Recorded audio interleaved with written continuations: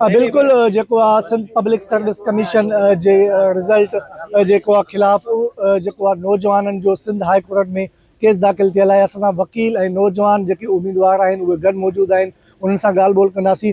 वकील साहब ॿुधाइजो त छा कीअं केस हली रहियो आहे, छा उम्मीद आहियो? सर असां कुछ ॾींहं पहिरियां पिटिशन फाइल कई हुई। 7 जेके पिटिशनर थिया हुआ जेके रिप्रेज़ेंट सिर्फ़ु पंहिंजे पाण खे न पिया कनि, मगर जेके हज़ारे ॿार जेके फेल थिया आहिनि, जेके विक्टिमाइज़ थिया आहिनि, टारगेटेड कया विया आहिनि SPSC जी तरफ़ खां।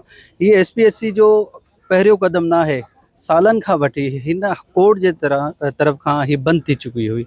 सबसिक्वेंटली जॾहिं वरी हिननि खे अपॉर्चुनिटी मिली, सेम जेके ब्लू आइड कैंडिडेट्स आहिनि, सिफ़ारशी ॿार आहिनि, कुझु बंगलनि खे ख़ुशि करण लाइ ॿारनि खे खयो पियो वञे। एंड जेके ही 7000 ॿार अराउंड 7000 ॿार जेके पेश थिया रिटन टेस्ट में, उन्हनि मां 70 लिमिटेड ब्लू आइड कैंडिडेट्स खे सक्सेसफुल कयो वियो उन्हनि जी चॉइस जे मुताबिक़।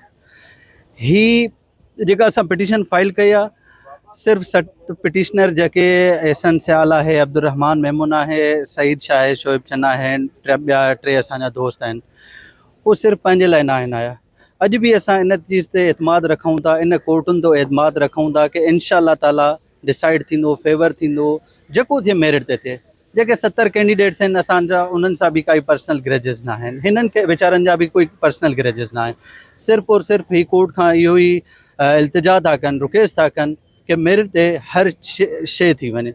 उन जे तहत अॼु पिटिशन लॻल हुई असांजी, कंप्लाइंस रिपोर्ट उन्हनि जमा कराई SPSC वारनि। उन्हनि चयो असां सॼो रिकॉर्ड सील करे छॾियो आहे एंड सब्सिक्वेंटली असांखे डेट मिली आहे 9 जून जी। उन ॾींहं ते हियरिंग थींदी एंड फ़िलहाल इंटरिम ऑर्डर कंटिन्यू आहे। कोई बि अपॉइंटमेंट इन पर्सनल ऑफ जो रिज़ल्ट आई उन नथी थी सघे और इंशाअल्लाह असांखे उम्मीद आहे कि 9 जून ते हिननि ॿारनि लाइ इंसाफ़ थींदो, हीअ जेके कैंडिडेट्स आहिनि हिननि लाइ इंसाफ़ थींदो। बिल्कुलु इंसाफ़ थींदो ऐं जेके 70 सीटूं आहिनि उहे बि बंगलनि वारनि खे ॾिनियूं आहिनि, अहिड़ो चवणु हुयो जेको आहे वकील जो। असां सां कॾहिं कॾहिं उम्मीदवार गॾु आहे, ॿुधाइजो त तव्हां छा आहे, केतिरी उम्मीद आहे तव्हां? सर ये जो अभी रिजल्ट आया है इसमें ओवरऑल सारे सब्जेक्ट को एवरेज मार्क्स देके पास कर दिया है और एक सब्जेक्ट ऐसा फेल किया है जिसमें मेरी मास्टर्स की डिग्री है और उस सब्जेक्ट को मैंने CSS के फॉर्म पे 2 मरतबा क्लियर किया हुआ है। तो इस तरीके से एक कमीशन पास कर रहा है बहुत अच्छे मार्क्स से, यहाँ एवरेज मार्क्स देख के बिल्कुल ही CCE को जो है ना एक मेरिट बेस तो बिल्कुल भी नहीं हो रहा है। अगर रिजल्ट आता तो एक सब्जेक्ट क्लियर होता तो मैं मेरिट पे स्टैंड कर जाती, क्यों बस एक सब्जेक्ट उन्होंने रोक दिया।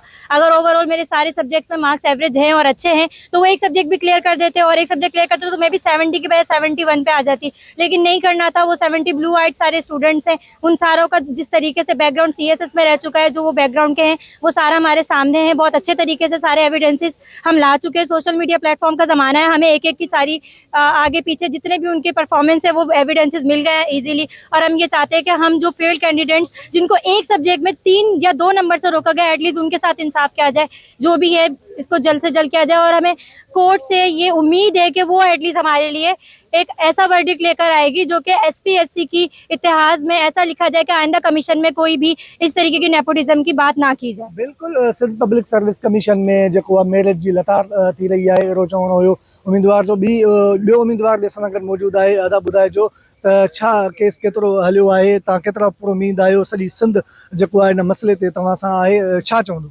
सर ॾिसो, इंसान खे पुरुमीद हुजणु घुरिजे, असां आहियूं बि, पर वधीक जेको 9 जून ते रखियलु आहे असांजो मामिलो, उन ॾींहुं ख़बर पइजी वेंदी त ठीकु आहे। बहरहाल जेके ही मामिलो रहियो आहे नेपोटिज़म जो, इहो हाणे इंशाअल्लाह ख़तमु थींदो ऐं असांखे कोर्टनि मां उमेद आहे।